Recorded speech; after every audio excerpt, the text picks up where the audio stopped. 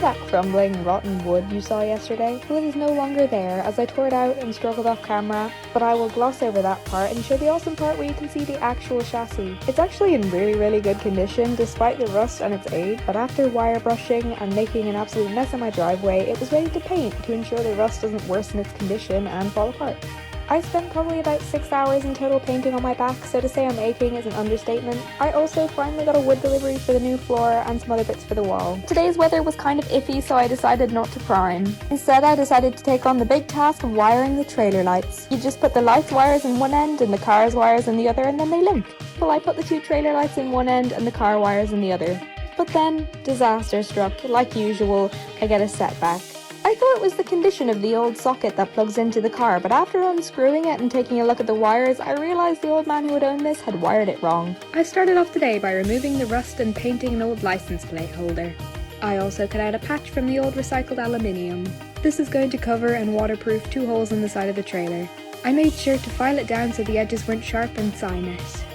Then I began dot punching it and drilling all the holes for the rivets.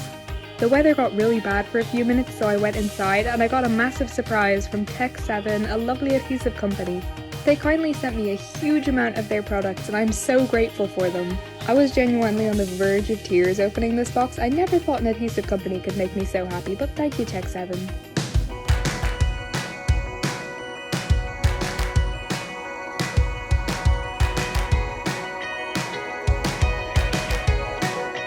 The rain was getting way too heavy, so I couldn't work anymore on the patches, so I just decided to take the old nuts off the wheel holder and make sure it still fit the tyres.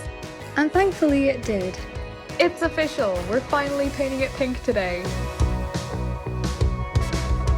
I woke up really early this morning, newspapered off where the cream is going to be, and then started spraying. I genuinely don't think I could have picked a better colour. I love it so much. It is all starting to come together. The spraying has to be my favourite part of this entire project so far. Here is me just doing one of the back doors and then another back door. The toughest decision I've ever had to do in my life is to choose whether I wanted cream on the roof or not, but I decided it would be way better than just doing it all pink. So I took off the newspaper and everything I hadn't painted pink, I painted cream. And here is the big reveal.